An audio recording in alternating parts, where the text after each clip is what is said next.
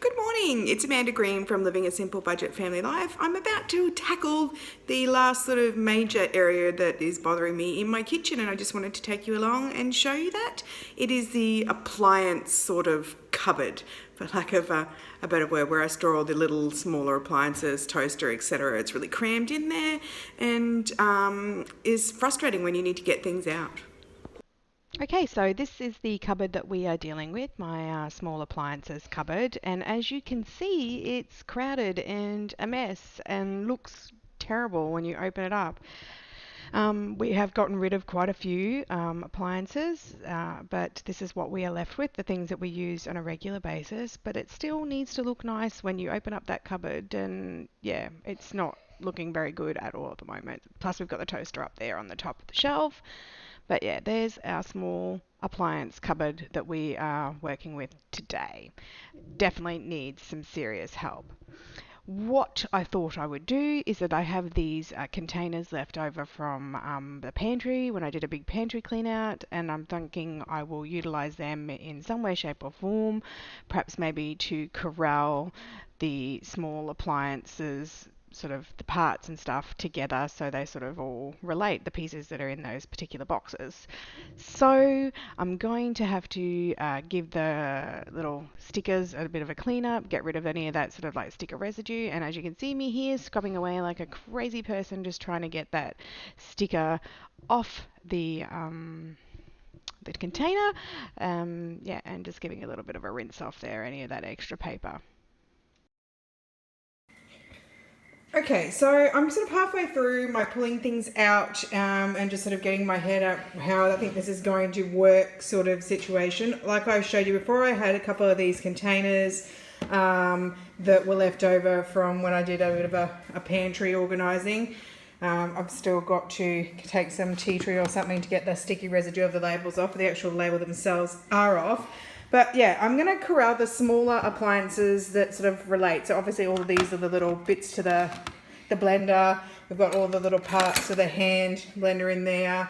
And I wanted to put the immersion blender in there with it, but it wouldn't fit. So I've just popped it down here in the utensils drawer. And to be able to make that happen, I've just gotten rid of a couple of things. I got rid of my little sushi roll there, which, you know, we love sushi in this house, but never actually make it. It's too much effort. Who has the time? So we often will, if we want a sushi treat, Uber Eats it or go to our local sushi. So, but I am getting rid of this instruction manual. I just wanted to point that out. So the immersion blender is now going to live with all of my other bits there. And just while I'm here, that's how it's sort of looking after a couple of days of organising. Kids were on pack up today, but you can see, like, I mean, it's still looking fairly neat and organised, so thumbs up there. But yeah, I just wanted to show you where I was at, yeah, and a progress sort of shot. I do want to get rid of this, but it's just the perfect little caddy. Sorry for all the KitchenAid bits and bobs, so I think I'm going to have to stick with it. At least it's a nice, you know, non-offensive white little box, so everything fits in perfectly.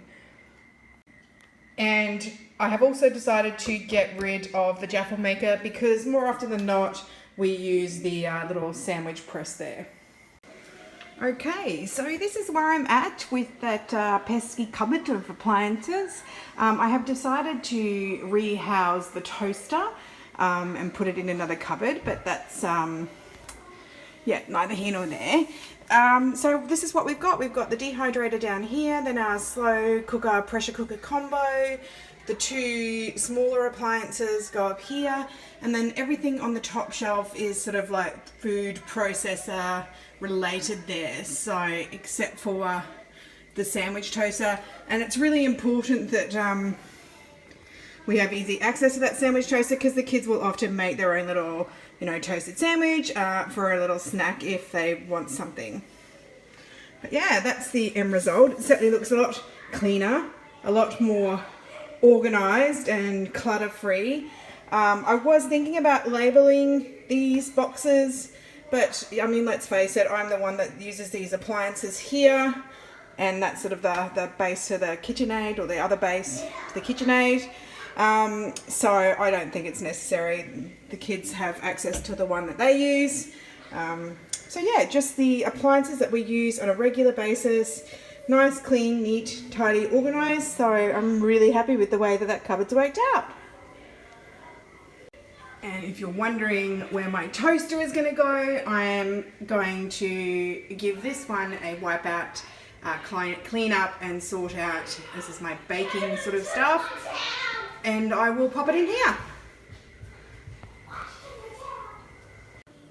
So here we have that bottom cupboard rejigged in preparation for the toaster move over to this spot. And you can see this is like all of my baking stuff. So we have 4 kids, so lots of cupcakes in this house for birthdays, etc. And then 1 cake tin, 1 bread tin. I have a few cookie cutters and a Lego chocolate mold. We're big Lego fans. And then a baking tray, a glass bowl and a strainer. So very, very simple down the bottom there.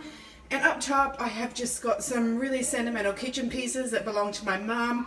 The marble Lazy Susan and the marble rolling pin. And the bamboo sort of steamer there is for when we do little dim sims and stuff like that at home. So yeah, I'm going to pop the toaster in here and that's my appliance cupboard sorted out. Okay, and that, my friends, is the final cupboard. Next video I might do a full kitchen tour so you can see just how much of everything that we do now currently have. But yeah, really happy with those 2 cupboards. Cheers for watching. I hope you enjoyed that. I think it looks a lot better and I think it's going to be so much easier to access those appliances when I need them.